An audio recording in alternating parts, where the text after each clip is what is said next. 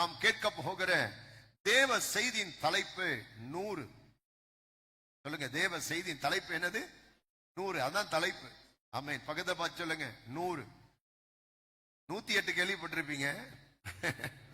ஒரு 8 குறைச்சி நம்ம என்ன செய்யற தலைப்பு 100. ஆண்டவருடைய நாம மகிமைக்காக எழுத்துக்களாக வார்த்தைகளாக நம்ம என்ன பண்றோம்? தலைப்புகளை எடுக்கிறோம். ஆனால் தேவன் இந்த நாட்களில் எண்களை வைத்து, ஆமென், நம்பரை ஆண்டவர் நமக்கு ஒரு தலைப்பாக கர்த்தர் கொடுத்திருக்கிறார். இந்த 100 என்று சொல்லும் போது வேதத்தில் நிறைய 100 குறித்து, இந்த 100 என்கிற இலக்கத்தை குறித்து பைபிள்ல நிறைய சத்தியங்கள் இருக்கிறது. ஆனால் தேவன் இன்றைக்கு அதுல ஒரு சில காரியத்தை கர்த்தர் நமக்கு கிருபையாய் ஆண்டவர் கற்றுக் கொடுக்க வல்லவராய் இருக்கிறார். மறுபடியும் அந்த வசனத்தை தெளிவாக நாம் வாசிக்க கேட்போம். எஸ்ரா 7ஆம் அதிகாரம் 21ஆம் வசனத்திலிருந்து 23ஆம் வசனம் முடிய. நதிக்கு அப்புறத்தில் இருக்கிற எல்லா கஜான்சிகளுக்கும் அஸ்தசஸ்தா என்னும் ராஜாவாகிய நான் இடுகிற கட்டளை என்னவென்றால், பரலோகத்தின் தேவனுடைய நியாய பிரமாணத்தை போதிக்கும் வேதபாரகனாகிய எஸ்ரா என்னும் ஆசாரியன் 100 தாலந்து வெள்ளி, 100 தாலந்து வெள்ளி, 100 கல கோதுமை, 100 கல திராட்சரசம், 100 கல கோதுமை, 100 கல திராட்சரசம், 100 கல எண்ணெய் மட்டும், 100 கல எண்ணெய் மட்டும், உங்களை கேட்பவை எல்லாவற்றையும் வேண்டிய உப்பையும் தாமதம் இல்லாமல் கொடுக்கவும் பரலோகத்தின் தேவனுடைய கற்பனையின்படியே எது தேவையாய் இருக்குமோ அதுவெல்லாம் பரலோகத்தின் தேவனுடைய ஆலயத்திற்கு, எது தேவையாய் இருக்குமோ அதுவெல்லாம் பரலோகத்தின் தேவனுடைய ஆலயத்திற்கு ஜாக்கிரதையாக செலுத்தப்படவும் வேண்டும். ராஜாவும் அவர் குமாரரும் ஆளும் ராஜ்யத்தின் மேல் கடும் கோபம் வருவானேன். அப்படி செலுத்தப்படாத பட்சத்திலே கடும் கோபம் வரும். அல்லேலூயா. வசனம் தெளிவா சொல்லுகிறது, செலுத்தப்படாத பட்சத்திலே கடும் கோபம் வருவான். ஏன்? ரொம்ப ஒரு முக்கியமான சத்தியம்.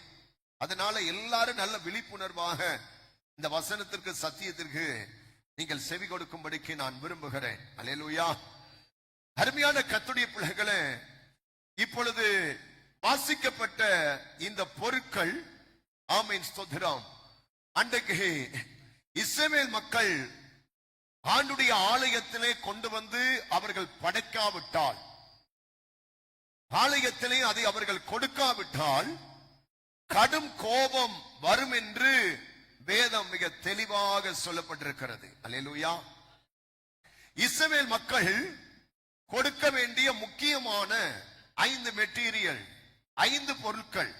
இஸ்ரவேல் மக்கள் ஆலயத்திலே, நமக்கெல்லாம் என்ன தெரியும்னா, ஆலயத்தில் வந்தா ஜெபம் கொடுக்கணும், துதியை கொடுக்கணும், ஆராதனையை கொடுக்கணும், வேற என்ன, ஸ்தோத்திரத்தை கொடுக்கணும், நன்றி பலிகளை கொடுக்கணும். கர்த்தர் ஸ்தோத்திரம். இதை தாண்டி ஆலயத்திலே இஸ்ரவேல் மக்கள் என்ன கொடுக்க வேண்டும் என்று 5 மெட்டீரியலை அந்த வசனத்தில் ஆண்டவர் மிக தெளிவாய் நமக்கு சொல்லி தருகிறார். முதலாவது 100 தாலந்து வெள்ளி, இரண்டாவது 100 கல கோதுமை, மூன்றாவது 100 கல திராட்சை ரசம், நான்காவது 100 கல எண்ணெய், ஐந்தாவது தேவையான உப்பையும். எப்படி கொடுக்கணுமா? சொல்லுங்க, எல்லாம் சொல்லுங்க, எப்படி கொடுக்கணும்? தாமதம் இல்லாமல் கொடுக்க வேண்டும். பக்கத்துல கையை பிடிச்சு சொல்லுங்க, கொடுங்க, ரொம்ப லேட்டா கொடுக்காதீங்க, தாமதம் இல்லாம கொடுக்கணும். எப்படி கொடுக்கணுமா? தாமதம் இல்லாம கொடுக்கணும். சும்மா உட்கார்ந்து கணக்கு பார்க்க கூடாது, உட்கார்ந்து யோசிக்க கூடாது. கொடுக்கலாமா, கொடுக்க கூடாதா, இப்படி எல்லாம் என்ன செய்யக்கூடாது. இந்த குதர்த்தமான காரியங்கள்ல நம்முடைய ஆத்மாவை உட்படுத்தாதபடிக்கு, ஆமீன், தேவையான உப்புக்கு அளவு சொல்லப்படவில்லை. மற்ற எல்லாம் 100 100 100 100. ஆனால் உப்புக்கு அளவு சொல்லப்படவில்லை. உப்பு மாத்திரம் ஆலயத்தில் கர்த்தர் ஸ்தோத்திரம் தேவையான உப்பை நீங்கள் தாமதம் இல்லாமல் கொடுக்க வேண்டும். அல்லேலூயா. கர்த்தர் நல்லவர். கர்த்தருடைய வசனம் சொல்கிறது இவையெல்லாம் தாமதம் இல்லாமல் ஆமென் கொடுக்க வேண்டும். முதலாவது 100 தாலந்து வெள்ளி தாமதம் இல்லாமல் கொடுக்க வேண்டும். இரண்டாவது 100 கள சொல்லுங்க நீங்க கோதுமை தாமதம் இல்லாமல் கொடுக்க வேண்டும். அடுத்து வேற என்ன? மூணாவது சொல்லுங்க. 100 கள திராட்சை ரசம் தாமதம் இல்லாமல் கொடுக்க வேண்டும். அடுத்து 100 கள எண்ணெய் அதை தாமதம் இல்லாமல் கொடுக்க வேண்டும். அடுத்து வேண்டிய உப்பு. ஐந்தாவது கர்த்தருக்கு ஸ்தோத்திரம் தேவையான ஆமென் வேண்டிய உப்பு, அதற்கு தேவையான அளவான வேண்டிய உப்பை தாமதம் இல்லாமல் கொடுக்க வேண்டும். அல்லேலூயா. இந்த பொருட்கள் என்னுடைய ஆலயத்திலே வேலை செய்கிற எஸ்ரா என்கிற ஆசாரியன் உங்களிடத்தில் கேட்பான். அல்லேலூயா. ஆலயத்தில் வேலை செய்கிற பாஸ்டருக்கு என்ன பெயர் சொல்லுங்க? அந்த பைபிள்ல இருக்க பாஸ்டருக்கு என்ன பெயர்? எஸ்ரா. உங்க பாஸ்டருடைய பெயர் என்ன? என்னக்காச்சும் உங்கள்ட்ட வெள்ளி கேட்டிருக்கனா? உப்பு கேட்டிருக்கனா? திராட்சை ரசம் என்ன கேட்டாலும் நீங்க கொடுப்பீங்களா? அல்லேலூயா. அன்றைக்கு ஆலயத்தில் நீங்கள் வந்து நாங்கள் கேட்காமலேயே நீங்கள் தேவைக்கு மிஞ்சி கொடுக்கிறவர்கள் ஆனபடியினால் நாங்க கேட்பது இல்லை. உங்களை பத்தி புகழ்ந்தாலும் அல்லேலூயா சொல்லாதீங்க.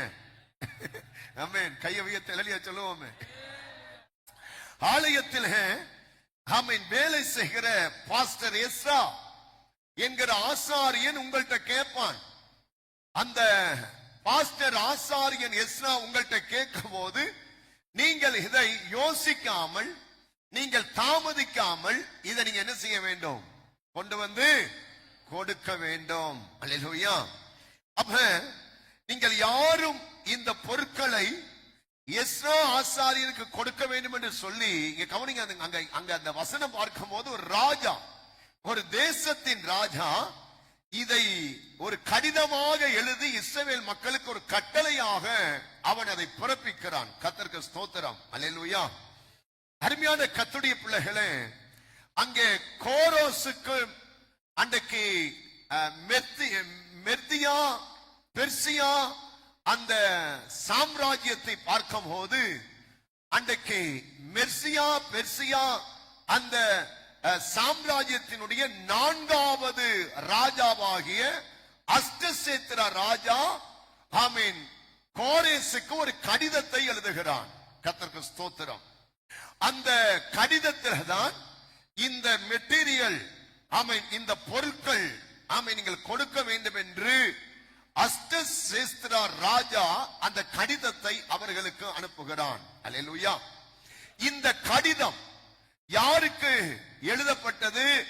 இந்த கடிதம் யாருக்கு அனுப்பப்பட்டது என்றால் அன்றைக்கு வாழ்ந்த அக்கறை உள்ள ஜனங்களுக்காக, இந்த அக்கறை இல்லாதவர்கள் அக்கறை உள்ள ஜனங்களுக்காக இந்த கடிதம் எழுதப்பட்டது. சில சரித்திரங்களை சொல்லுகிறேன். அல்லேலூயா.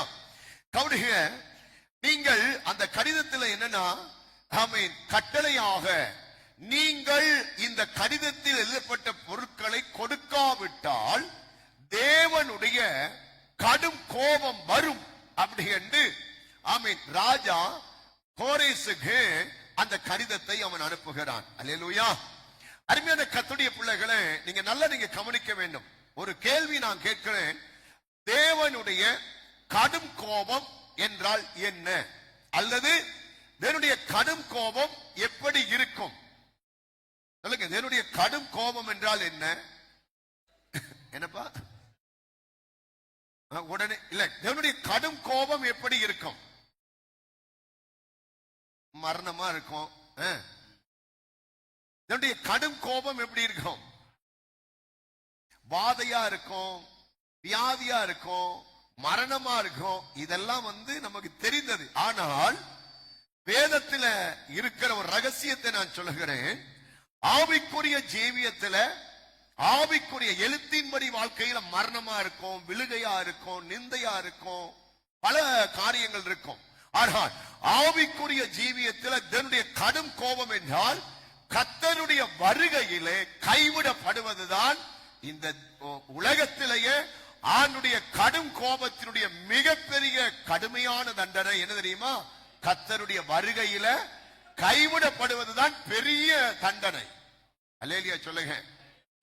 எழுத்தின்படி பூமியில நம்மளை தேவன் சிட்சிப்பது, அடிப்பது, நம்மளை கடிந்து கொள்வது இல்லையா?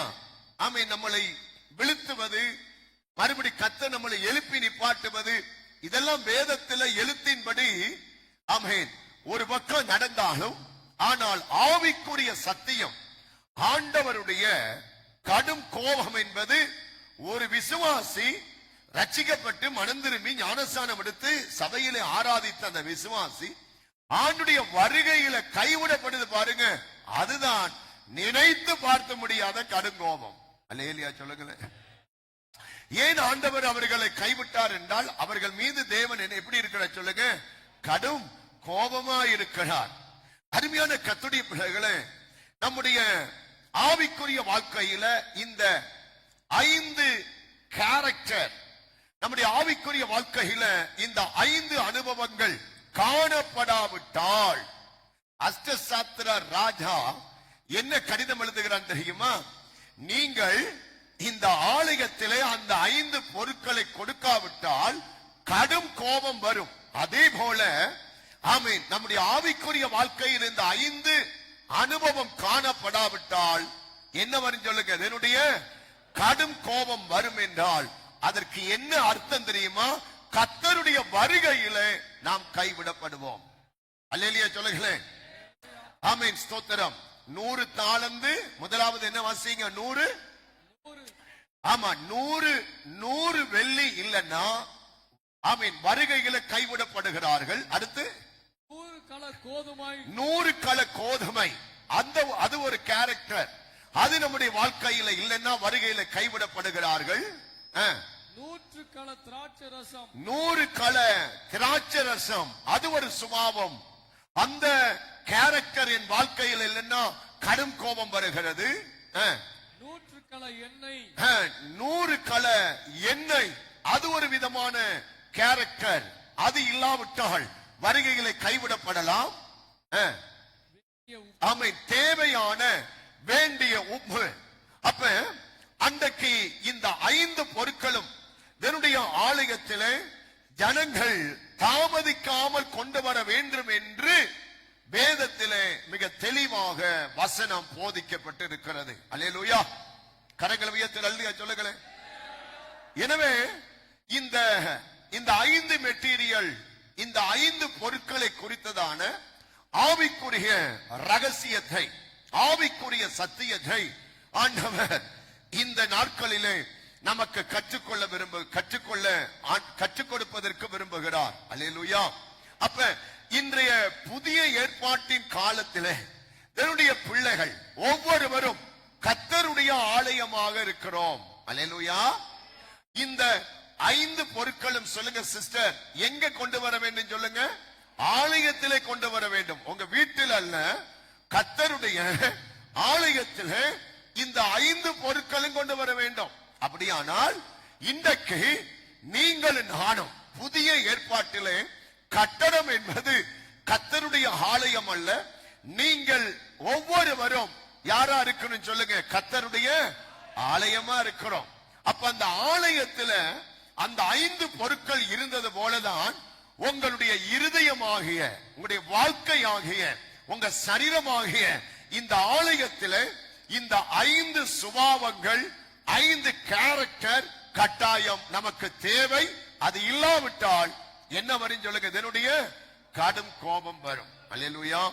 அப்ப அன்பு கர்த்தருடைய பிள்ளைகளே, அப்ப எப்படி அன்றைக்கு இதனுடைய ஆலயத்துக்குள்ள இந்த 5 பொருட்கள் கொண்டு வரப்பட்டதோ அதே போல நம்முடைய சரீரமாகிய இந்த ஆலயத்துக்குள்ளே இந்த 5 அனுபவங்கள் கட்டாயம் அவசியம்.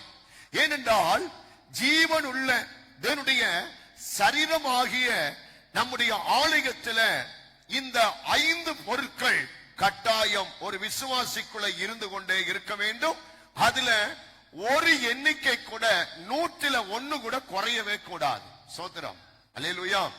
அப்ப ஒருவேளை நம்முடைய ஆலயமாகிய சரீரமாகிய இந்த ஆலயத்துக்குள்ள இந்த 5 பொருட்கள் காணப்படாவிட்டால் கட்டாயம் அவர்கள் வருகையை குறித்து பாட்டு பாடலாம், வருகையை குறித்து பிரசங்கம் கேட்கலாம், வருகையை குறித்து பிரசங்கிக்கலாம். கட்டாயம் எங்க போக மாட்டாங்க, கர்த்தருடைய வருகையிலே அவர்கள் எடுத்துக் கொள்ளப்பட மாட்டார்கள். கரங்களை உயர்த்தி நல்ல சொல்லுங்க. அப்ப நாம் கர்த்தருடைய வருகையிலே எடுத்துக் கொள்ளப்பட வேண்டுமானால் முதலாவது 100 தாலந்து வெள்ளி நாம் கொடுக்க வேண்டும். 2 100 கல கோதுமை நாம் கொடுக்க வேண்டும். 3 100 கல திராட்சை ரசம் நாம் கொடுக்க வேண்டும். 4 100 கல என்னது எண்ணெய் நாம் கொடுக்க வேண்டும். 5வது ஆமென் வேண்டிய தேவையான உப்பை நாம் தாமதம் இல்லாமல் கொடுக்க வேண்டும். அல்லேலூயா. ரைட். இந்த 5 பொருட்களுக்கும் 5 சுபாவம் இருக்கிறது. இந்த 5 பொருட்களும் நம்முடைய வாழ்க்கையில் இருக்கிற ஆவிக்குரிய 5 தன்மைகள், 5 கேரக்டர்களாக, பழக்க வழக்கங்களாக காணப்படுகிறது. அவைகள் நம்முடைய இந்த கட்டடத்துக்குள் இருப்பதல்ல, இந்த சரீரமாகிய கடவுளுடைய ஆலயத்துக்குள்ள இந்த 5 சுபாவம் ஒருவனுக்குள்ள இருக்குமானால் அவன் கர்த்தருடைய கடுங்கோபத்திற்கு நீங்களாக்கி கர்த்தருடைய வருகையிலே எடுத்துக் கொள்ளப்படுவதற்கு தகுதி பெற்ற ஒரு மனுஷனாய் இருக்கிறான் என்று இந்த வசனங்களின் வாயிலாக நான் விசுவாசிக்கிறேன். உங்கள் விசுவாசம் இருந்தால் அப்படியே அது ஆக கடவதாக. அல்லேலூயா. அப்ப நம்ம எல்லாருக்குமே ஒரு நம்பிக்கை இருக்கிறது. என்ன நம்பிக்கை இருக்கிறது? கட்டாயம் நம்ம எல்லாம் ஜீவனுள்ள தேவனுடைய ஆலயம். அதை முதலாவது நம்புறீங்களா? நம்ம எல்லாம் யார் சொல்லுங்க? ஜீவனுள்ள தேவனுடைய ஆலயமாயிருக்கிறோம். அல்லேலூயா. ஆமென். அதே போல இன்னொரு நம்பிக்கை இருக்கிறது. நிச்சயமாக ஆண்டவராகிய இயேசு கிறிஸ்துடைய வருகையில நம்ம எடுத்துக்கொள்ளப்படுவோம் என்கிற நம்பிக்கை உங்களுக்கு எல்லாம் இருக்கிறதா?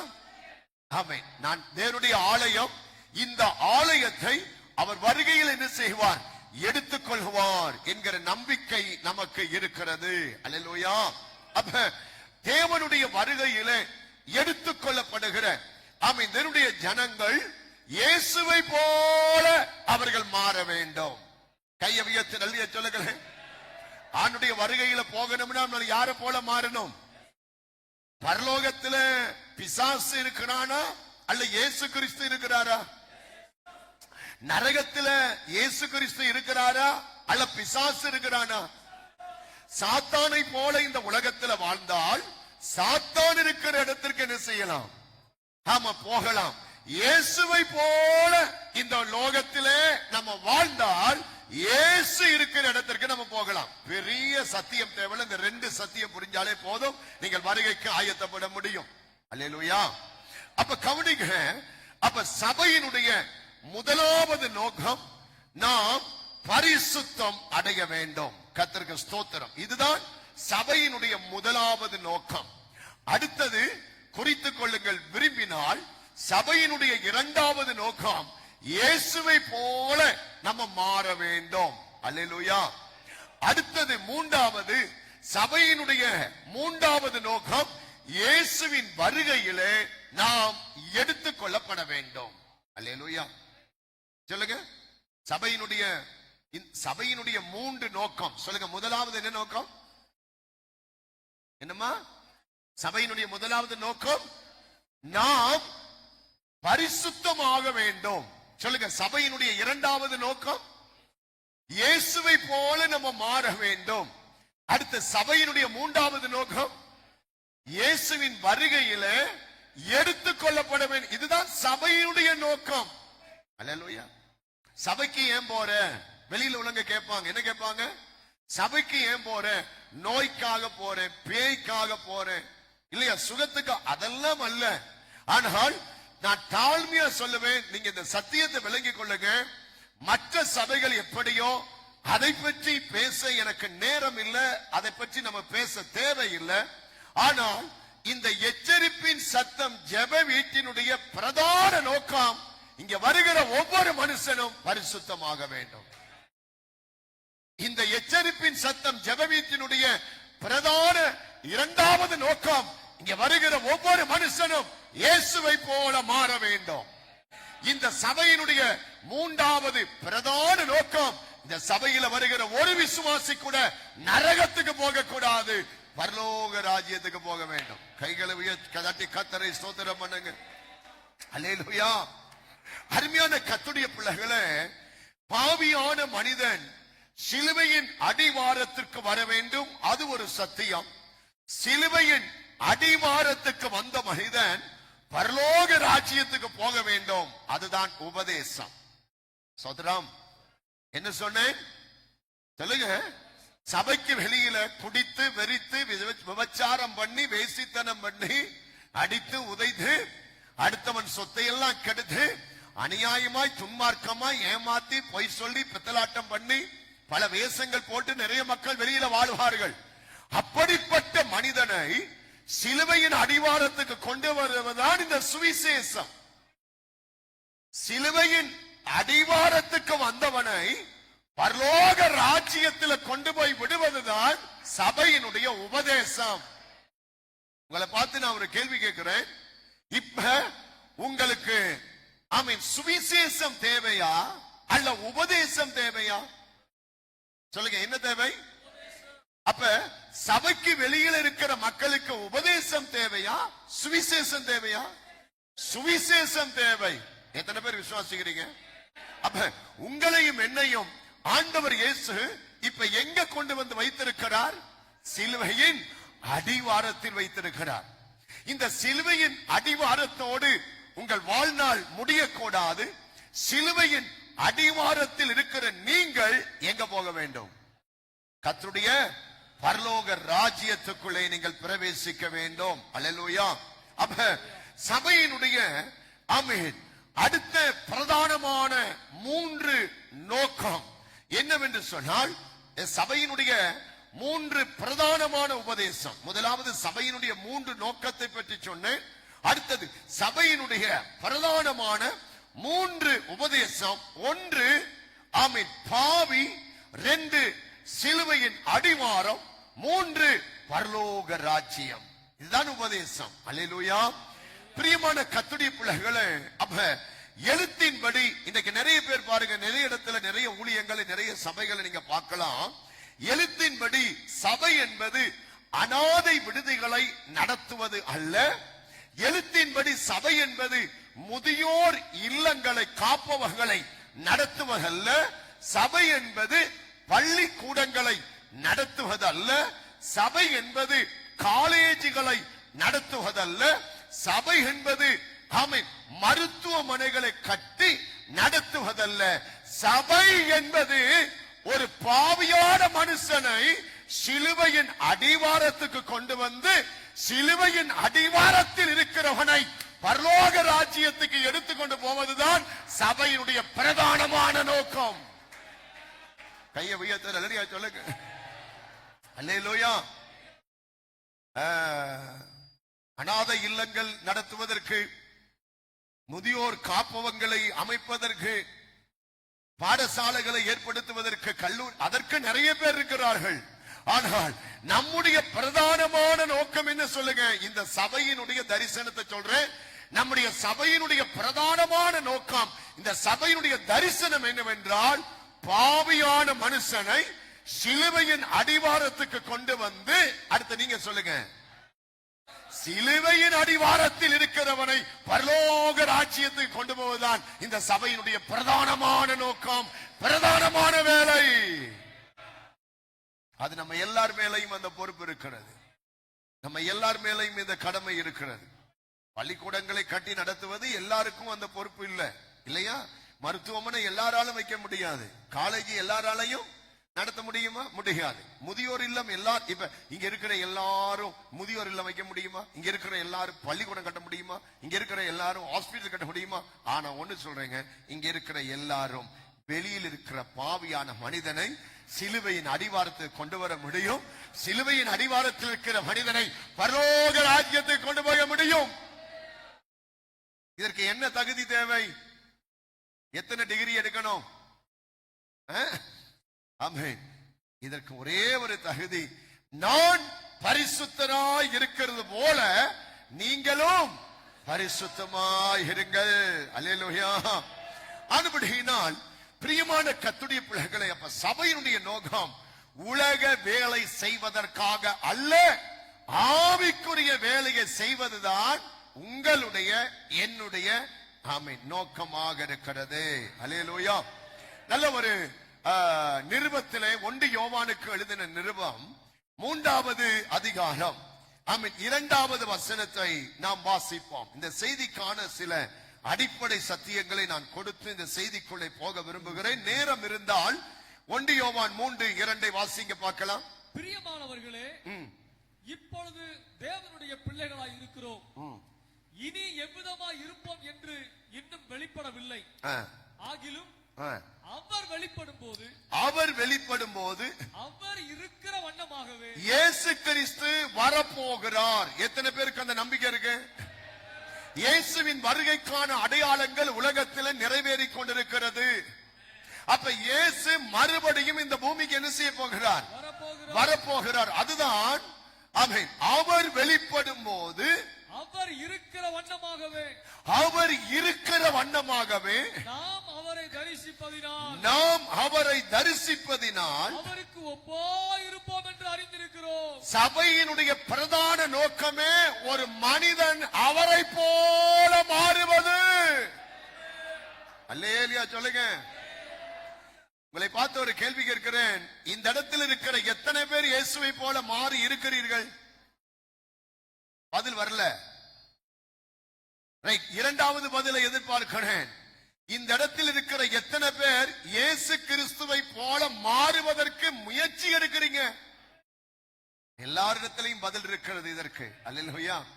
எனக்கிட்டையும் முதலாவது கேள்விக்கு என்ன இல்ல, நான் பாஸ்டரா இருந்தாலும் ஊழியக்காரரா இருந்தாலும் முதலாவது கேள்விக்கு என்கிட்ட என்ன இல்ல, பதில் இல்ல. ஆனால் இரண்டாவது கேள்விக்கு பதில் இருக்கிறது. நான் இயேசுவை போல மாறுவதற்கு நான் முயற்சிக்கிறேன். அல்லேலூயா. அப்ப சபையினுடைய பிரதான நோக்கம் ஆமென், ஒரு மனிதன் அவருக்கு ஒப்பாக இருக்க வேண்டும். கர்த்தருக்கு ஸ்தோத்திரம். அவர் இருக்கிற வண்ணமாகவே அவரை தரிசிப்பதினால் அவருக்கு ஒப்பாக இருப்போம் என்று அறிந்திருக்கிறோம். இதெல்லாம் ஃபெய்த், அந்த விசுவாசத்தினுடைய வார்த்தைகள், விசுவாசத்தினுடைய ஆமென் வாக்குறுதிகளை அங்க நாங்க வாசிக்கிறோம். அல்லேலூயா. அப்ப இயேசுவை போல ஆமென் மாற்றப்பட்டவர்கள் தான் சொல்லுங்க எங்க எடுத்துக்கொள்ளப்படுவார்கள்? பரலோகத்தில் எடுத்துக்கொள்ளப்படுவார்கள். யாரை போல மாற்றப்படணும்? நம்ம இயேசுவை போல. ஆமா, பரலோகத்தில் இயேசு இருக்கிறார்னா ஆலயத்தில் யார் இருக்கிறது? ஃபேன் ஆஃப் பண்ண. பரலோகத்தில் இயேசுனா ஆலயத்தில் யாரு? இயேசு. அப்ப இந்த கட்டணமாகிய ஆலயத்தை பற்றி நான் பேசவில்லை. உங்கள் சரீரம் என்னவா இருக்கு சொல்லுங்க? கர்த்தருடைய ஆலயம். அப்ப இந்த ஆலயத்துக்குள்ள யாரு இருக்கணும் சொல்லுங்க? இந்த ஆலயத்துக்குள்ள இயேசு இருப்பாரானால் நாம் யாரை போல மாற முடியும்? நாம் இயேசுவை போல மாறினால் தான் எங்கே போக முடியும்? கைகளை தட்டி கர்த்தருடைய நாமத்திற்கு மகிமை செலுத்துவோம். அல்லேலூயா. சரி, அப்ப இப்படிப்பட்ட தேவனுடைய வருகையில நீங்கள் எடுத்துக்கொள்ளப்பட வேண்டுமானால் இந்த 5 பொருட்கள் கட்டாயம் அவசியம். மறந்துடாதீங்க. என்ன அவசியம்? இந்த 5 பொருட்கள் கட்டாயம் நமக்கு அவசியம். அப்ப இந்த கடிதத்தை எழுதினது எந்த ராஜா? எனக்கு அந்த பேர் வர அர்த்தசஷ்டா. இந்த கடிதத்தை யாருக்கு எழுதுகிறார்? கோரேசுக்கு. அர்த்தசஷ்டா ராஜா. அப்ப உலகத்துல வெளிப்பட்ட 2வது சாம்ராஜ்யம் தான் மேதியா பெர்சியா சாம்ராஜ்யம். நிறைய சாம்ராஜ்யம். உலகத்தில் வெளிப்பட்ட இரண்டாவது சாம்ராஜ்யம் மேதியா பெர்சியா சாம்ராஜ்யம். இந்த மேதியா பெர்சியா சாம்ராஜ்யம் 204 ஆண்டுகள் இஸ்ரவேல் மக்களை அடிமைகளாய் நடத்தின சாம்ராஜ்யம். அல்லேலூயா. எத்தனை ஆண்டுகள் இஸ்ரவேல் மக்களை அடிமையை நடத்தினார்கள்? 204 ஆண்டுகள் இஸ்ரவேல் மக்களை அடிமையாய் நடத்தின சாம்ராஜ்யம் தான் இந்த மேதியா, இந்த பெர்சியா சாம்ராஜ்யம். இந்த காலகட்டத்தில் கிட்டத்தட்ட 12 ராஜாக்கள் எழும்பினார்கள். இந்த 12 ராஜாக்கள்ல இந்த அர்தசஷ்டா ராஜாவின் நாட்களில் நடந்த சம்பவத்தை தான் இப்ப நம்ம வாசிச்சோம். அல்லேலூயா. நான் உங்களுக்கு நேரம் இல்ல, இந்த சரித்திரத்தை சுருக்கமா சொல்லுகிறேன். அப்ப இந்த காலகட்டத்தில் தான், இந்த பகுதியில தான் எஸ்ரா என்கிற ஒரு பக்தி உள்ள தேவனுடைய மனிதன் வாழ்ந்திருக்கிறார். அல்லேலூயா. நல்ல கவனிக்கணும் அன்பு கர்த்தருடைய பிள்ளைகளே. மேதியா பெர்சியா சாம்ராஜ்யம் இஸ்ரவேல் மக்களை அடிமையாய் நடத்தும் போது அந்த காலகட்டத்தில் 12 ராஜாக்கள் இருந்தார்கள். அதுல ஒரு ராஜா தான் இந்த கடிதத்தை எழுதின ராஜா. இப்படிப்பட்ட ஒரு காலகட்டத்தில் தான் இந்த எஸ்ரா ஆண்டுடைய ஆலயத்திலே ஒரு பிரதான ஆசாரியனாக வெளிப்பட்டான். அல்லேலூயா. நல்லா கவனிக்கணும். இந்த பிரதான ஆசாரியனாகிய இந்த எஸ்ரா யார் தெரியுமா? இந்த எஸ்ரா யார் என்றால் பிரதான ஆசாரியனாகிய ஆரோனுடைய பேர பிள்ளைதான் இந்த எஸ்ரா. அல்லேலூயா. உங்களுக்கு தெரியுதா? மோசேக்கு உதவியாக கர்த்தர் யாரை வைத்திருந்தார்? ஆரோனை வைத்திருந்தார். அந்த ஆரோனுடைய பேர பிள்ளைதான் இந்த பிரதான ஆசாரியனாகிய எஸ்ரா. அல்லேலூயா. அன்பு கர்த்தருடைய பிள்ளைகளே, நான் இந்த எஸ்ரா வந்து உங்கள்கிட்ட ஆலயத்துல என்னத்தை நீங்க கொண்டு வந்து எஸ்ராக்கு கொடுக்கணும்னு அந்த ராஜா எழுதுறான்னா, இந்த எஸ்ராவை குறித்து சில காரியம் நமக்கு தெரியணும். இந்த எஸ்ரா ஆலயத்தில் இருந்த என்னுடைய ஊழியக்காரன், கடவுளுடைய மனுஷன். இந்த எஸ்ரா எல்லா விஷயத்திலையும் அவன் தேறினவனாய் இருந்தான். இந்த எஸ்ரா எஸ்ராவின் மீது ஆண்டுடைய கரம் இருந்தது. இந்த எஸ்ரா கேட்பது எல்லாம் அன்றைக்கு கொடுக்கப்பட்டது. இந்த எஸ்ரா எருசலேமுக்கு புறப்பட்டு வந்த மனிதன். இந்த எஸ்ராவுக்கு வேதத்தை ஆராய்கிற பழக்கம் இருந்தது.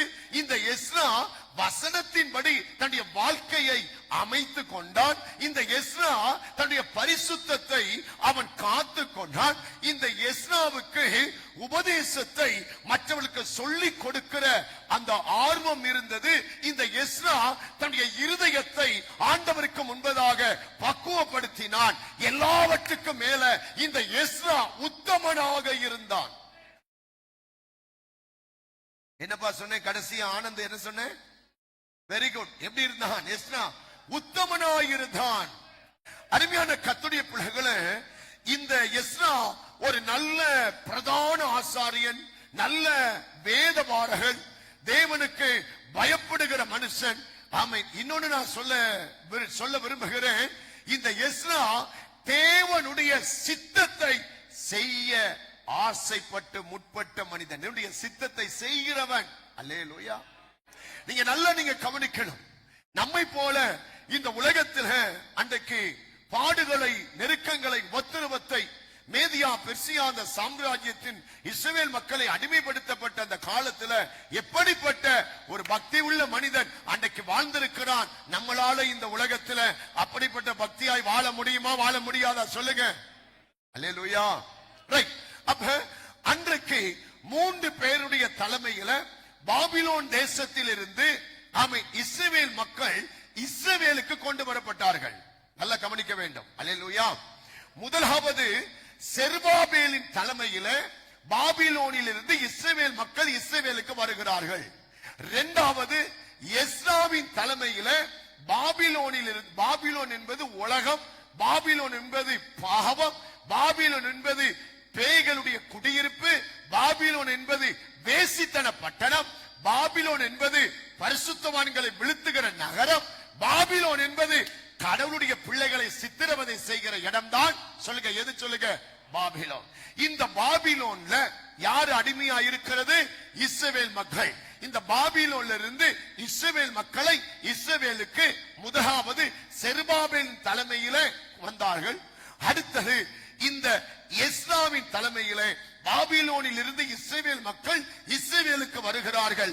மூன்றாவது நெகேமியாவின் தலைமையிலே இஸ்ரவேல் மக்கள் பாபிலோனில் இருந்து இஸ்ரவேலுக்குள்ள வந்தார்கள். அல்லேலூயா. நல்ல நீங்க சத்தியத்தை நீங்க கவனிக்க வேண்டும். ஏனென்றால் நீங்க வேதத்துல ஆமே ஸ்தோத்திரம் எஸ்ரா 6ஆம் அதிகாரம் 14ஆம் வசனத்துல அப்படியே யூதரின் மூப்பர் கட்டினார்கள். தீர்க்கதரிசியாகிய அகாயாவும் வாசிங்க இத்தோமின் குமாரனாகிய சகரியாவும் தீர்க்க தரிசனம் சொல்லி வந்தபடியினால் அவருடைய காரியம் கைகூடி வந்தது. எஸ்ரா 6:14 அவர்கள் இஸ்ரவேலினுடைய கட்டளையின் படியெல்லாம் வாசிங்க அப்படியே 6:14 வாசிங்க அப்படியே 6:14 6:14 அப்படியே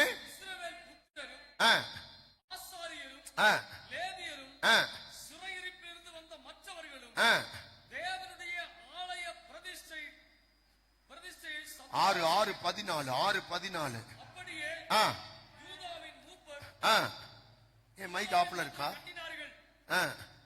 தீர்க்கதரிசியாகிய அகாயாவும் இத்தோவின் குமாரனாகிய சகரியாவும் தீர்க்க தரிசனம் சொல்லி வந்தபடியினால் கவனிப்பா ஆப்ல இருக்கா? நீ எழும்பி பாரு. அதை ஏண்டா போடுற? அதை ஏண்டா நோன்ற? அங்க எழும்பி பாரு. அப்படியே யூதரின் மூப்பர் கட்டினார்கள். தீர்க்கதரிசியாகிய அகாயாவும் இத்தோவின் குமாரனாகிய சகரியாவும் தீர்க்க தரிசனம் சொல்லி வந்தபடியினால் அவர்களுடைய காரியம் கைகூடி வந்தது. அவர்கள் இஸ்ரவேலின் தேவனுடைய கட்டளையின்படியே கோரேஸ் தரியு பெர்சியாவின் ராஜாவாகிய அர்த்தசஷ்டா என்புடைய கட்டளையின்படியையும் அதை கட்டி முடித்தார்கள். அல்லேலூயா. அப்ப 3 ராஜாக்களின் காலத்தில் தேவனுடைய ஆலயத்தின் பணி முடிந்தது என்று இந்த வசனத்தில் வாசிக்கிறோம். அல்லேலூயா. 3 ராஜாக்களின் காலத்தில் அவர்கள் ஆலயத்தை என்ன செய்தார்கள்? கட்டி முடித்தார்கள். ஒன்று கோரேசின் நாட்கள், அடுத்தது தரியுவின் நாட்கள், அடுத்தது யாரு? அர்த்தசஷ்டாவின் நாட்களில் ஆலயத்தின் வேலை முடிந்தது. அல்லேலூயா. இப்ப நீங்க நல்லா கவனிக்க வேண்டும். அப்ப இந்த 3 ராஜாக்களும் கடவுளுக்கு பயப்பட்ட ராஜாக்கள். அல்லேலூயா. வரமாட்டேங்குது இல்லையா? யாருக்கு பயப்பட்ட ராஜா? கடவுளுக்கு பயப்பட்ட ராஜா. இன்றைக்கு நம்முடைய நாட்டுல கடவுளுக்கு பயப்படுற எம்பிக்கள் இருக்காங்களா? எம்எல்ஏக்கள் இருக்காங்களா? முதலமைச்சர் இருக்காங்களா? பிரதமர் இருக்காங்களா? சொல்லுங்க. இல்லையே. நம்ம நாட்டில் இருக்கிற தலைவர்கள் யார் பெரும்பான்மையாய் பார்க்கும் போது யார் சொல்லுங்க? மாட்டு சாணியை சாப்பிடுகிறவர்களும் வேற, மாட்டு கோமியத்தை மூத்திரத்தை குடிக்கிறவர்களும் இல்லையா? என்னென்னமோ நூதனமான வழிபாடுகள், நூதனமான காரியத்தை செய்கிறவர்கள். ஆனால் அன்றைக்கு அந்த கோரேஸ், தரியு, அர்த்தசஷ்டா இவர்கள் எல்லாம் ஆண்டவருக்கு பயந்து மக்களை தேவன் பக்கமாக, தேவன் நீதி பக்கமாய் நடத்தின ராஜாக்கள். ஆனால் இன்றைக்கு பரவாயில்ல. நம்முடைய தமிழ்நாட்டில் ஆண்டுடைய பெரிய கிருபையினால் சட்டசபையில சபாநாயகர் கர்த்தரை விசுவாசிக்கிற ஒரு மனுஷனாய் இருக்கிறார் இல்லையா? அவர் சொல்றார், ஞாயிற்றுக்கிழமை எனக்கு எத்தனை கோடி. ஒரு சபாநாயகர் சொல்றாரு, இங்க வேணுங்க, ஒரு பெயிண்டர் சொல்லல, ஒரு கொத்தனார் சொல்லல, ஒரு மேஸ்திரி சொல்லல, ஒரு தமிழ்நாட்டினுடைய சபாநாயகர் சொல்றாரு, ஞாயிற்றுக்கிழமை எனக்கு எத்தனை கோடி கொடுத்தாலும் எனக்கு வேணாம். நான் சர்ச்சில் போய் நான் ஸ்தோத்திரம் பண்ணி ஜெபம் பண்ணி ஆறான முடிச்சுட்டு தான் நான் வெளியில வருவேன். கை தட்டி அழலியா சொல்லுங்க. ஒரு சபாநாயகர் சொல்ற. அதனாலதான் அவர் சபாநாயகரா இருக்கிறாரு. நம்ம சபைக்குள்ள இருந்தும் என்ன செய்யல, ஆசீர்வாதத்தை பெற்றுக்கொள்ள முடியாம. ஒரு நாட்டு சபை மட்டும்தான் இருக்கு, நாயகர் இங்க சபை மட்டும்தான் இருக்கு, சபா நாயகர் சபை மட்டும்தான் இருக்கா, நாயக காணமா. என்ன செய்யறது? அப்ப கவுனிங்க பெரிய கத்துடைய பிள்ளைகளை. நல்ல டைமிங் வேடுகள். கத்தர் நல்லவர். அப்ப இந்த 3 ராஜாக்களும் தேவனுக்கு பயப்பட்ட ராஜாக்கள்.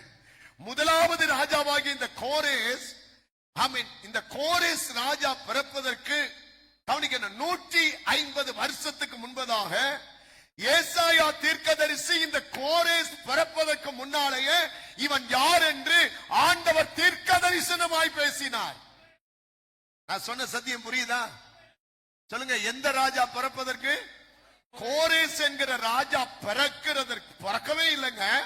அவன் பிறப்பதற்கு 150 ஆண்டுகளுக்கு முன்பதாக, ஏசாயா 44:28, 150 ஆண்டுகளுக்கு முன்பதாக இந்த கோரேசை குறித்து பிதாவாகிய தேவன் எவ்வளவு திட்டமாய் பேசுகிறார் பாருங்க. என்ன சத்தியம் பாருங்க, என்ன தீர்க்க தரிசனம் பாருங்க. வாசிங்க. கோரேசை குறித்து அவன் என் மேய்ப்பன். கை தட்டி அல்லேலூயா சொல்லுங்களேன். அவன் பிறக்கவே இல்லை.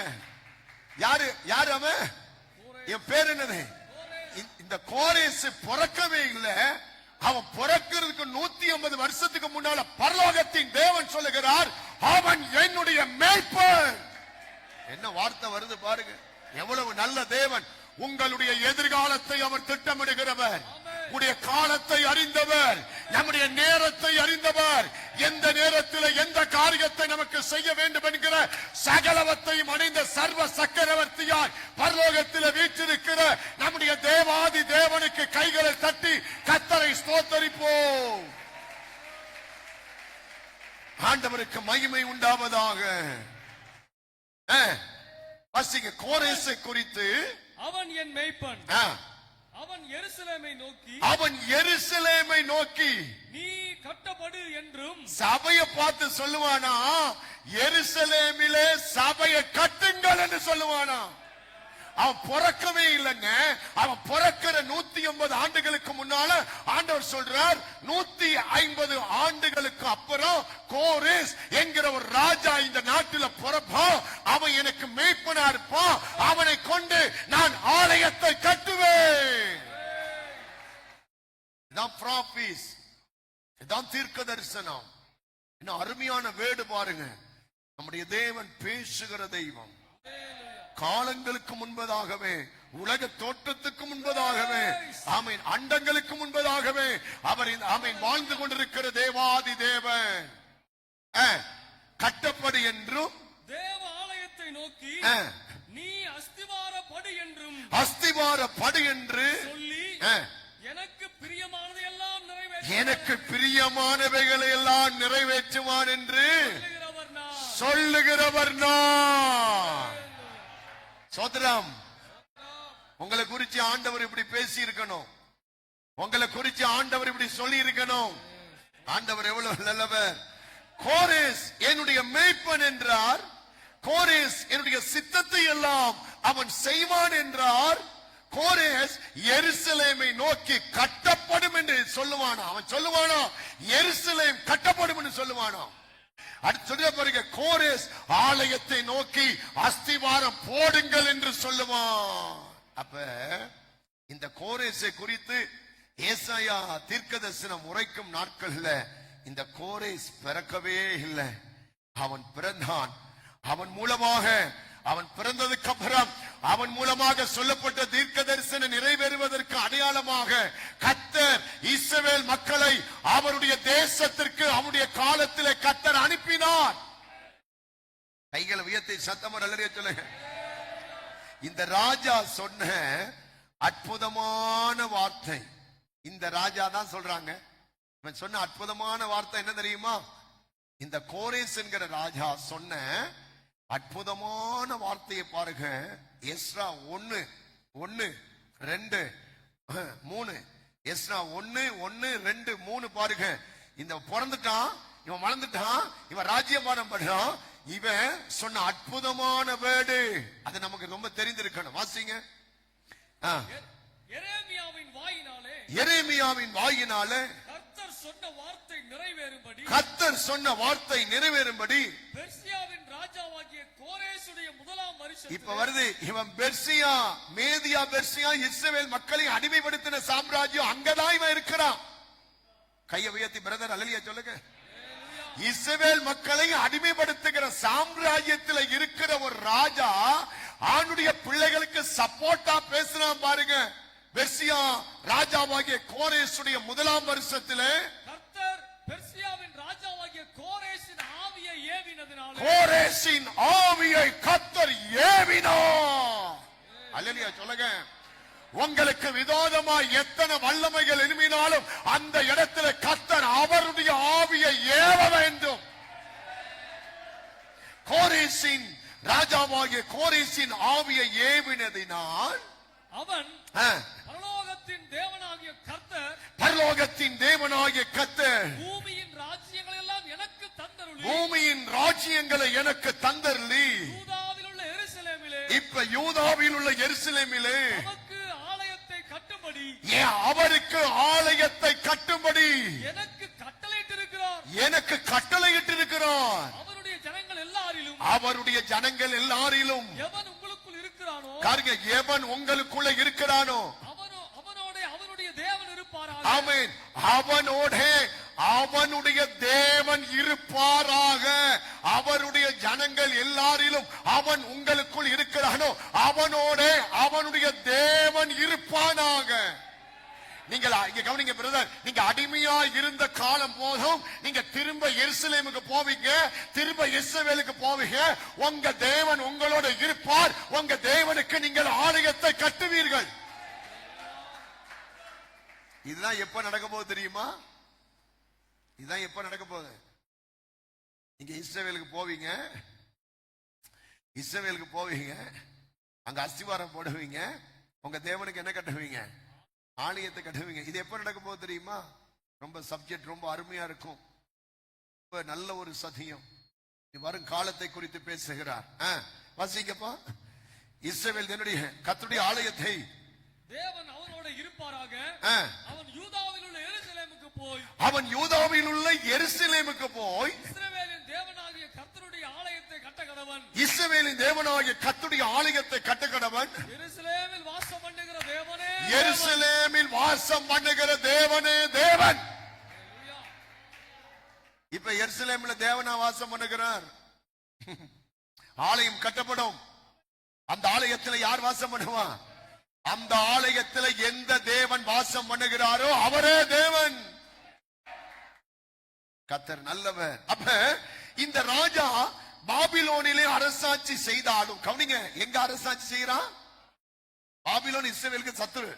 பாபிலோன்ல அரசாட்சி செய்தாலும் தேவனாகிய கர்த்தரை குறித்த விஷயத்துல வைராக்கியம் உள்ளவனாய் இருக்கிறான்.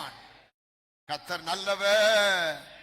பரிசுத்த வேதாகமத்தில் அநேக ராஜாக்கள் தேவனுக்கு விரோதமான காரியங்களை செய்தாலும் ஒரு சில ராஜாக்கள் என்னுடைய விஷயத்தில் அவர்கள் வைராக்கியமாய் இருந்திருக்கிறார்கள். இப்படிப்பட்ட ராஜாக்கள் நம்முடைய இந்திய தேசத்திலே ராஜ்ய பாரத்திலே கர்த்தர் எழுப்பும்படி நல்லா கைதட்டி கர்த்தர் ஸ்தோத்திரம் பண்ணுங்க பார்க்கலாம். இயேசுவின் நாமத்தினால் என் தேவனால் முடியாத காரியம் ஒன்றுமில்லை. என் தேவன் எல்லாவற்றையும் செய்வார். அல்லேலூயா, அல்லேலூயா. சவுண்ட் மட்டும் மூட் பண்ணு. லைவ்ல சவுண்ட் இது. நம்ம தான் பயப்படுறோம். இந்த தேர்தல்லாம் வரும்போது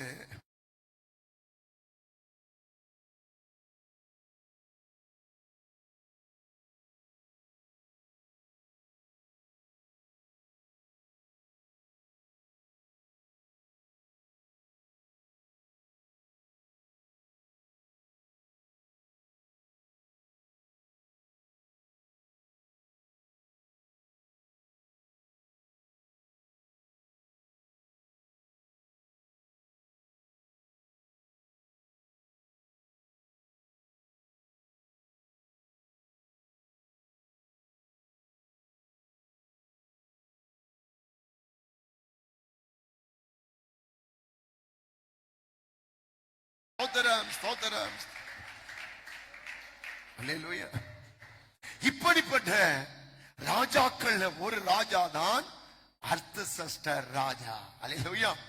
இந்த கோரேசின் ராஜாவின் கட்டளை, நீங்கள் உங்களுடைய தேசத்துக்கு போக வேண்டும், நீங்கள் உங்களுடைய தேசத்திலே ஜீவனுள்ள தேவனுக்கு ஆலயத்தை கட்ட வேண்டும். இந்த கட்டளையை யாராவது மீறினால் அவர்கள் கொல்லப்பட வேண்டும். இதுதான் ராஜா கொடுத்த கட்டளை. அல்லேலூயா. ராஜா என்ன சொன்னா, நீங்க உங்க தேசத்துக்கு போங்க, ஆலயத்தை கட்டுங்க, உங்க தேவனை வழிபடுங்க. இந்த கட்டளை ஒருத்த மீறினானா அவனை கொல்லணும்.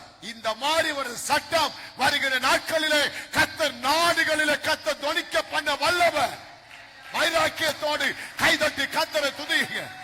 எல்லா பொல்லாத பலவானின் வல்லமைகள் அழிக்கப்படட்டும். பொல்லாத ஆவிகள் வெட்கப்பட்டு ஓடட்டும்.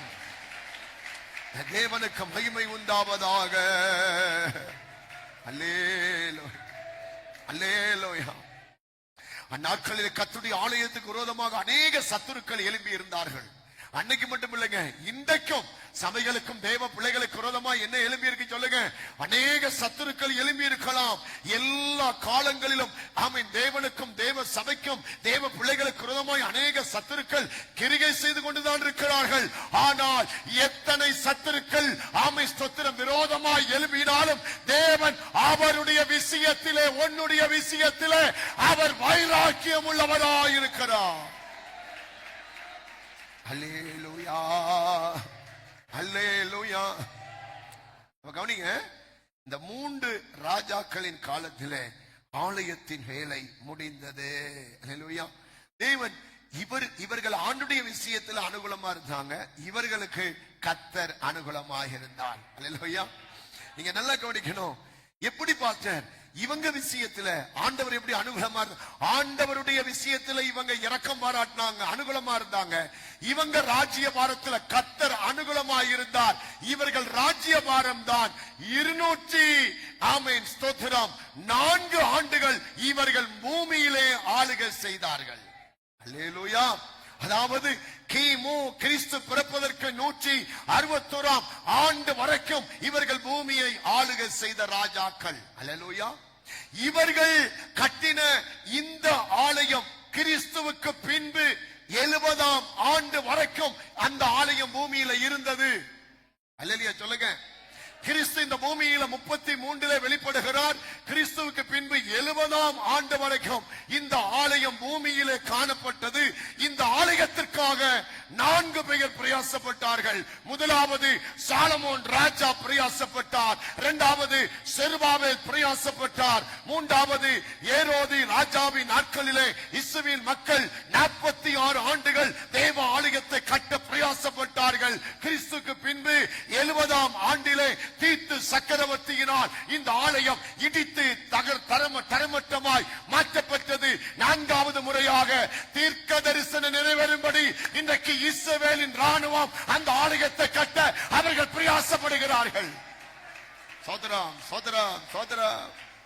அல்லேலூயா. இவங்க கட்டின ஆலயம் தான் தீத்துவின் காலத்துல, தீத்து சக்கரவர்த்தியின் காலத்துல அந்த ஆலயம் இடிக்கப்பட்டுருச்சு. ஆனா மறுபடியும் அந்த ஆலயத்தை கட்ட இன்றைக்கு உலக நாடுகள் மத்தியில இஸ்ரவேல் களம் இறங்கி இருக்கிறது. அல்லேலூயா. ஆமென். அன்பு கர்த்தருடைய பிள்ளைகளே, அப்ப சாலமோன் எந்த இடத்துல தேவனுடைய ஆலயத்தை கட்டினாரோ அதே இடத்துல தான் ஆபிரகாம் ஈசாக்கை பலி செலுத்த கொண்டு போகிறார். அதே அந்த மலைக்கு பெயர் தான் மோரியா பர்வதம். அந்த மலைதான் தேவனுடைய, அந்த மலையில தான் ஆண்டுடைய ஆலயம் கட்டப்பட வேண்டும். அப்படியானால் இன்றைய உலக யுத்தம் எதை மையமாக வைத்து நடக்குது? ஒரு மலை, மவுண்டன். ஆமென். அந்த ஒரு மலையை மையமாக வைத்துதான் 3ஆம் உலக யுத்தம் வரும் என்று கணிக்கிறார்கள். வேதம் அதுதான் சொல்லுது, பைபிள் அதுதான் சொல்லுது. கொஞ்சம் சரித்திரங்களை ஆண்டவர் இன்றைக்கு நமக்கு சில காரியங்களை ஆண்டவர் கற்றுக் கொடுத்து நம்முடைய தேவன் யார் என்பதை நமக்கு இன்னும் வெளிப்படுத்த விரும்புகிறார். அல்லேலூயா சொல்லுங்க பார்க்கலாம். இன்றைக்கு இஸ்ரவேல் மக்கள் மறுபடியும் அந்த ஆலயத்தை கட்டுவதற்காக மிகவும் என்ன செய்யறாங்க? பிரயாசப்படுறாங்க. அல்லேலூயா. ஆமென். நம்ம விடுதலையோடு ஆலயத்தில் கர்த்தரை துதிக்கிறோம். ஆனா வாக்கு தத்தத்தின்படி, தீர்க்க தரிசனத்தின்படி அந்த மலையிலே கர்த்தருடைய ஜெபவீட்டை கட்டுவதற்காக அவர்கள் ஆயுதத்தை ஏந்தி அவர்கள் போராட்டத்தை சந்தித்துக் கொண்டிருக்கிறார்கள். அல்லேலூயா. ஆனால் கவனிங்க, மறுபடியும் அந்த மலையிலே ஆலயம் கட்டப்பட வேண்டுமானால் அதற்கு ஒரு யுத்தம் தேவை. அந்த யுத்தத்துக்கு பெயர்தான் மூன்றாம் மகா யுத்தம். எசேக்கியேல் 38ஆம் அதிகாரத்தில் சொல்லப்பட்டிருக்கிற அந்த யுத்தத்திலே யாருக்கு கர்த்தர் வெற்றியை கொடுப்பார்? இஸ்ரவேல் மக்களுக்கு கர்த்தர் வெற்றியை கொடுப்பார். சோத்திரம், அல்லேலூயா. உலகத்தில் இருக்கிற விஞ்ஞானிகளுக்கு தெரியாது. விஞ்ஞானிகளுக்கு தெரியும் என்ன யுத்தம் வரப்போகுது, இப்ப மூணாம் உலக யுத்தம் வரப்போகுதுன்னு தெரியும். ஆனா இந்த மூணாம் உலக யுத்தத்துல யாரு ஜெயிப்பான்னு சொல்லி யாருக்கு தெரியுமா? பைபிள் படிக்கிறவனுக்கு தெரியும். யார் ஜெயிப்பா தெரியுமா? அப்படி வசனத்தை காட்டுட்டா மூணாம் உலக யுத்தத்துல யாருக்கு வெற்றி கிடைக்கும் சொல்லி பைபிள் சொல்லுது. வாசிங்க, எசேக்கியேல் 39 ஆமென் 4-5 வாசிப்போமா? நிறைய காரியம் இருக்கு. நீயும் உன் எல்லா ராணுவங்களும், நீயும் அந்த இஸ்ரவேல் பிள்ளைகளுக்கு எதிராய் வருகிறவர்களை பார்த்து கர்த்தர் தீர்க்கதரிசி சொல்றார். நீயும் உன் எல்லா ராணுவங்களும், உன்னோடு இருக்கிற ஜனங்களும் இஸ்ரவேல் மலைகளில் விழுவீர்கள்.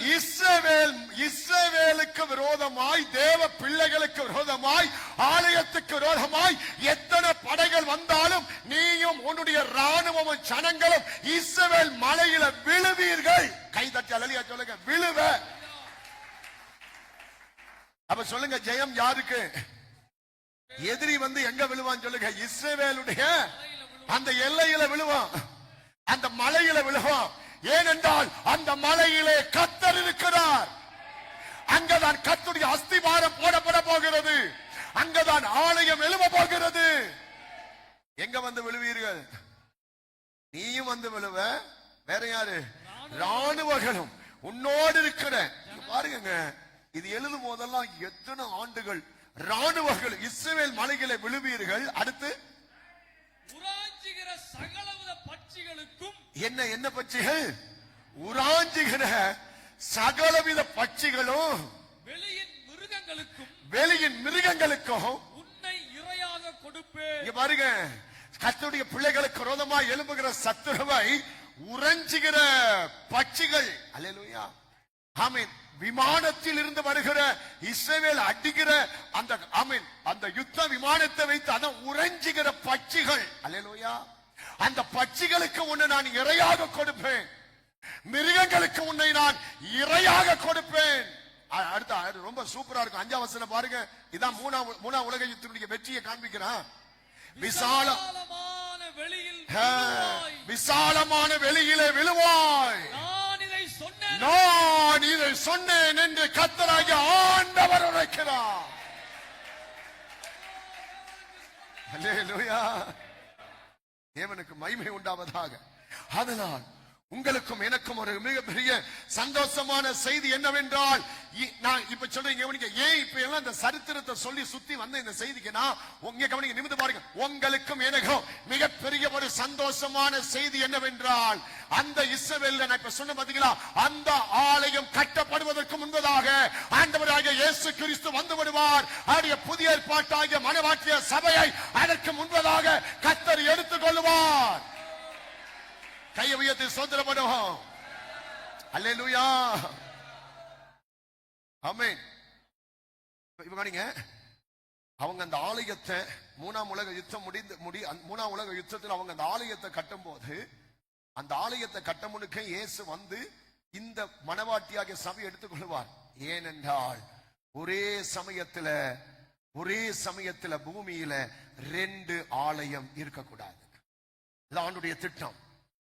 நீங்க கேட்கலாம், பாஸ்டர் இஸ்ரவேல்ல அந்த மலையில அவங்க ஆலயத்தை கட்டுறதுக்கு முன்னால ஏன் சபையை அவர் எடுக்கணும், ஏன் நம்மளை எடுக்கணும் அப்படின்னா, ஒரே சமயத்துல பூமியில கட்டடமாகிய ஆலயம் இருக்கக்கூடாது, சரீரமாகி இருந்தா ஒண்ணுதான் இருக்கணும்.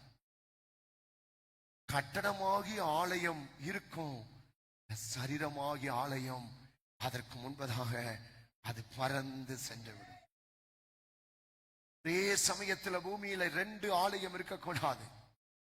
நமக்கு இந்த பூமியில 2 ஆலயம் இல்லை. நமக்கு இந்த பூமியில 2 தெய்வம் இல்லை, ஒரே தெய்வம். அல்பாவும் ஒமேகாவுமாய், ஆதியும் அந்த நேற்றவும் முந்தினவரும் பிந்தினவரும் ஒரே கர்த்தர்.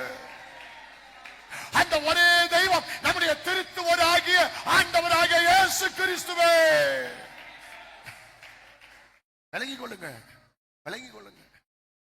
அப்ப அந்த மலையில இஸ்ரவேல் 3ஆம் உலக யுத்தம் ஜெயிக்கிற காலத்தில் இந்த ஆலயம் கட்டும் போது இங்க சபை இருக்காது.